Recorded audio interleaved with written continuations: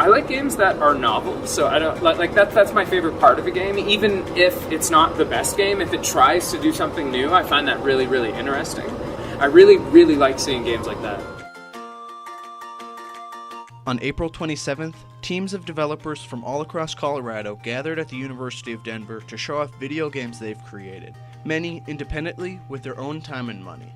This is DU Arcade. It is also Colorado's largest gaming expo.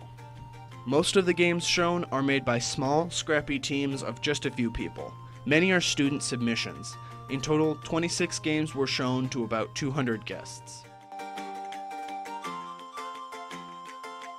I think a game, and especially a good game that everybody wants to make, is a lot more nebulous than that. Everyone wants something new and different and interesting and novel, and making that is really hard, and it's challenging, and it takes a lot of work, and it's longer than even me, who's like made games for a long time. It's longer than I can predict. I started making a case of Distrust thinking I was going to make it in a year, and 2.5 years later I launched the game, and so it's not easy to predict.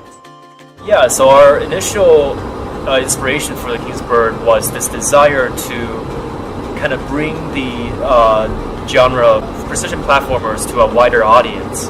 However, we realized that we wanted to expand on that fundamental challenge when it came to these kinds of platformers and almost basically trick people into giving this game a try because due to its music, due to its art style, due to its generally more artistic presentation.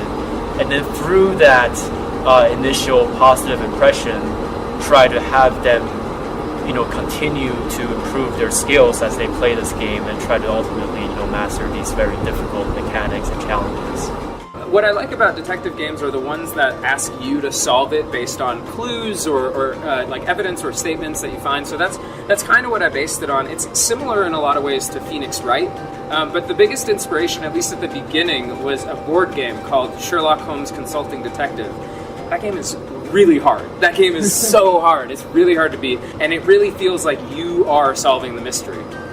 How do I make it so that the game isn't solving itself, while also making it so that it's not too easy of a mystery, so that somebody still feels clever while solving it?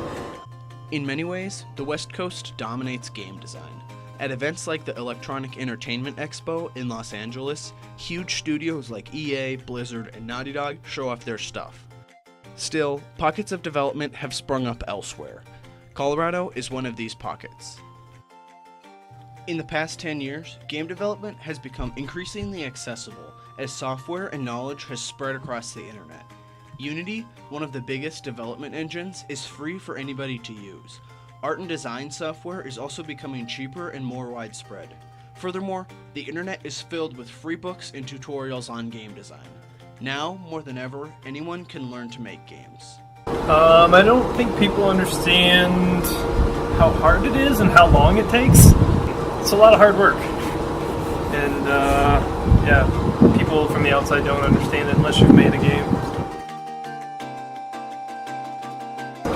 Kind of making sure that you get these fundamental core ideas correct, and having everyone be on the same page about what they're actually making, instead of it being kind of just like a fast and loose creative process.